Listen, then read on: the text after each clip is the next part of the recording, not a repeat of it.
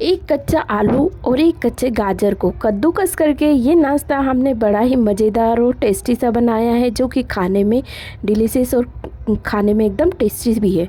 तो ये देखिए इसका लुक कितना प्यारा आया है। तो चलिए हम इस नाश्ते को बनाना शुरू करते हैं। तो इस नाश्ते को बनाने से पहले अगर आपको वीडियो में कुछ भी अच्छा लगे तो यहाँ पे एक छोटा सा लाइक दे दीजिएगा, और चैनल पे नए हैं तो चैनल को सब्सक्राइब कर लीजिएगा।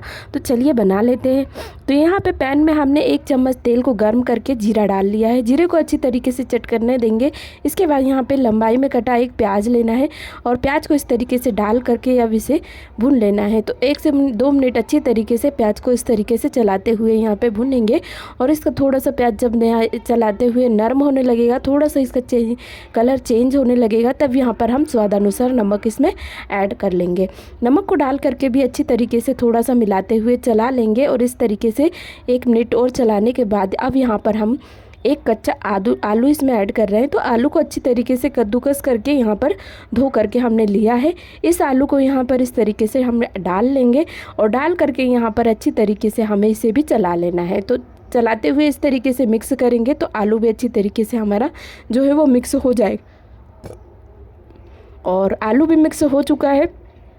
तो अब यहाँ पर हम क्या करेंगे, एक बड़े गिलास के हिसाब से यहाँ पे हमने पानी लिया है। तो पानी को इसमें इस तरीके से डाल करके ले लेंगे। तो पानी को हमने इसमें डाल लिया है, और आप कुछ सामग्रियाँ और हमने इसमें डालनी है। तो यहाँ पर हमने 2 हरी मिर्च का यूज़ किया है, तो बारीक इनको काट करके लिया है। तो इसको इस तरीके से हम इसमें डाल लेंगे। और इसी के साथ यहाँ पर एक कच्चा गाजर को हमने यहाँ पे कद्दूकस करके ले लिया है, तो उसको भी इसमें डाल लेंगे। तो उसको भी यहाँ पर इस तरीके से हम डाल लेंगे। अब इनको डालने के साथ ही यहाँ पर हरा धनिया पत्ती को बारीक काट करके लिया है, उसको भी इस तरीके से डालेंगे। और अच्छी तरीके सारी चीज़ों को स्पैचुला से मिलाते हुए मिक्स करेंगे, और इनको थोड़ा सा पकने देंगे। तो इस तरीके से स्पैचुला से मिलाते हुए हमने इसको अच्छी तरीके से मिक्स कर लिया है। और यहाँ पे गैस की फ्लेम को थोड़ा सा लो टू मीडियम रखते हुए इन्हें थोड़ा सा हम पकने देंगे। और जैसे ही ये उबाल आने लगेगा, थोड़ा थोड़ा पक भी गया है और इसमें अच्छी तरीके से उबाल आना शुरू हो गया है, तब हम यहाँ पे सूजी ऐड करेंगे। तो आधा कप भर के हमने यहाँ पे सूजी ली है, और ये बारीक वाली सूजी है। तो इस सूजी को हम इसे थोड़ा थोड़ा इस तरीके से करके डालना है, और अच्छी तरीके से स्पैचुला से मिलाते जाना है। तो एक हाथ से डालेंगे और दूसरे हाथ से मिलाएंगे, तो इस तरीके से ये मिक्स होता जाएगा। और ये देखिए इस तरीके से ये सारी सूजी हमारी अच्छी तरीके से इसमें मिक्स हो गई है। और मिक्स होने के बाद ये देखिए इसको अच्छी तरीके से अब चलाते जाना है, और लगातार चलाते हुए मिक्स करना है, ताकि ये नीचे तले में भी ना लगे, और अच्छी तरीके से हमारा जो सूजी का डो है वो बन करके तैयार हो। तो यहाँ पर इस तरीके से मिलाते हुए ये थोड़ा सा गाढ़ी कंसिस्टेंसी में आने लगा है। और आने के बाद भी इसे अच्छी तरीके से हमें चलाते हुए 1 मिनट ले लेना है। और 1 मिनट चलाने के साथ ही यहाँ पर अब इसे इस तरीके से थोड़ा सा गाढ़ा ये हो गया है, जैसा हमें चाहिए वैसा होने लगा है ये। तो यहाँ पर अब इसे ढक करके हमें पका लेना है। तो ढक करके हमें ऐसे ही इसे लो टू मीडियम फ्लेम पे रखना है, या लो फ्लेम पे ही रख लें। और इसे थोड़ा सा स्टीम होने दे से, यानी कि थोड़ा सा इसे पकने देंगे, गैस की फ्लेम को लो रख के। तो यहाँ पे लीड को इस तरीके से कवर करके इसे लो फ्लेम पर पकने देंगे। और पकने के बाद ये अच्छी तरीके से इस तरीके से 2 से 3 मिनट बाद खोल करके देखेंगे, और अच्छी तरीके से सारे डो को इस तरीके से मिला लेंगे, जिससे क्या होगा सारी चीज़ें आपस में मिक्स हो जाएगी। और डो हमारा अच्छी तरीके से बन भी चुका है, ये इकट्ठा होने लगा है। और इकट्ठा होकर थोड़ा सा और हम इसे गाढ़ा होने का वेट करेंगे, और अच्छी तरीके से चलाते जाएंगे।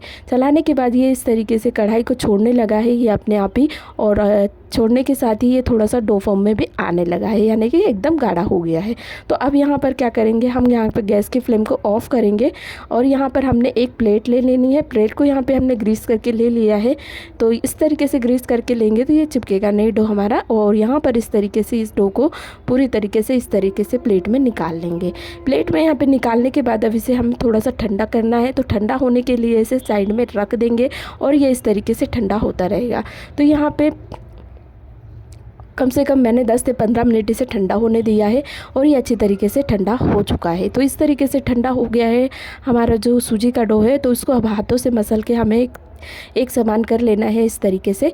तो इसे मसलने के लिए हमें थोड़ा सा टाइम लगेगा, यानी कि 5 मिनट लगभग लग जाएंगे हमें इसे मसलते हुए एक समान करने में। तो इस तरीके से ये एक समान कर लेना है और इसका जो हम आटे का डो लगाते हैं उसी तरीके से इस तरीके से डो बना करके तैयार कर लेना है। तो डो इस तरीके से हमारा बन चुका है और बनने के बाद अब क्या करना है हमें, अब इस डो को हमें यहाँ पे साइड में रख लेना है।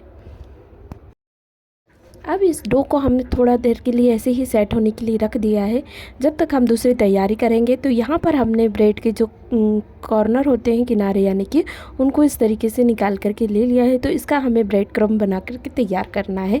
तो यहाँ पर ग्राइंडर जार में इसको डालेंगे और ग्राइंड करके इसका इस तरीके से ये हमने ब्रेड क्रम्ब बना करके तैयार कर लिया है। तो ये बन चुका है। अब इसको एक प्लेट में इस तरीके से निकाल कर हम रख लेंगे साइड में। तो यहाँ पे प्लेट में हमें इसे निकाल लिया है और इसको भी थोड़ी देर साइड में रहने देंगे और अब अगली तैयारी हम कर लेंगे।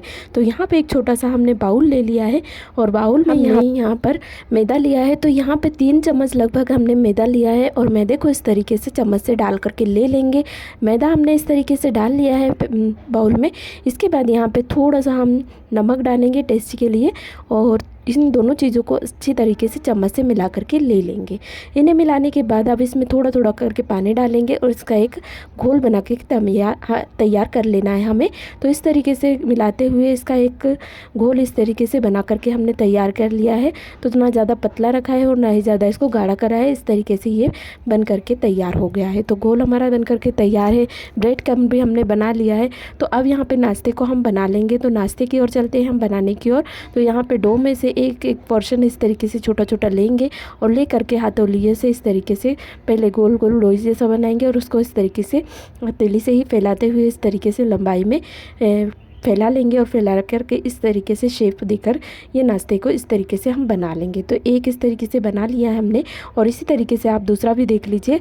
बस हाथों में पोर्शन लेंगे जो डो का है उसको इस तरीके से पहले एक समान कर लेंगे और उसके बाद ये इस तरीके से फैलाते हुए इस तरीके से लंबाई में ये शेप दे देंगे। तो ये नाश्ता इस शेप में हम बना लेंगे सारे ही नाश्ते को। तो इस तरीके से हमने सारा नाश्ता बना करके यहाँ पर तैयार कुछ कर लिया है और नाश्ता इस तरीके से बन के तैयार है। अब यहाँ पर हमें अगली तैयारी करके लेनी है। तो यहाँ पे अब नाश्ते को हमें फ्राई करने की ओर चलना है। तो यहाँ पे क्या करना है, सबसे पहले घोल में से इसे डीप करना है और डीप करके यहाँ पे जो ब्रेड क्रम्ब है उसमें इस तरीके से कोट करते जाना है।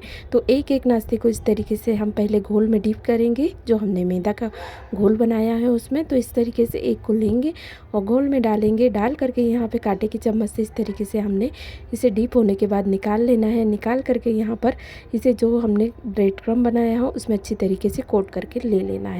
तो बस एक एक से हमने इसी तरीके से सारे नाश्ते को इस तरीके से डीप करा है और एक एक से इस तरीके से कोट करके निकाल लिया है। तो ब्रेड क्रम्ब में इस तरीके से कोट करके ये नाश्ता बहुत ही खूबसूरत सा बनके तैयार इस तरीके से हो जाता है। और ये इसी तरीके से हमने सारे को बना करके तैयार कर लिया है। तो सारा नाश्ता हमारे इसी तरीके से बना करके हमने तैयार यहाँ पे कर लिया है और नाश्ता इस तरीके से अब फ्राई होने के लिए तैयार हो गया है। तो यहाँ पे हम ऑयल गर्म करेंगे और ऑयल जैसे ही गर्म होगा लो टू मीडियम फ्लेम गैस को रखेंगे और एक एक से नाश्ते को इस तरीके से डालेंगे। डाल करके यहाँ पर इस तरीके से इसे सुनहरा होने तक फ्राई करेंगे। अलट पलट कर इस तरीके से सुनहरा जब हो जाएगा तब इस तरीके से फ्राई होने के बाद यहाँ पर जो छलनी वाला झारा होता है उसमें इस तरीके से एक्स्ट्रा ऑयल को निकालेंगे और निकाल करके इस प्लेट में निकाल करके ले लेंगे। और इसी तरीके से दूसरी बैच को भी हम फ्राई करके ले लेंगे कुछ। तो इस तरीके से हमने नाश्ते को एक एक से डाल लिया है और इसे गोल्डन होने तक अलट पलट कर फ्राई इस तरीके से कर लिया है। तो ये नाश्ता इस तरीके से ये फ्राई हो चुका है और ये सारा हमने फ्राई इस तरीके से करके तैयार कर लिया है। तो ये नाश्ता इस तरीके से मज़ेदार सा बन के तैयार हो चुका है। तो यह नाश्ते की रेसिपी आपको ज़रा सी भी अच्छी लगी हो तो प्लीज़ एक वीडियो को लाइक ज़रूर कीजिएगा और साथ ही में चैनल पर नए हैं तो चैनल को सब्सक्राइब करके घंटी के बटन को भी दबा दीजिएगा।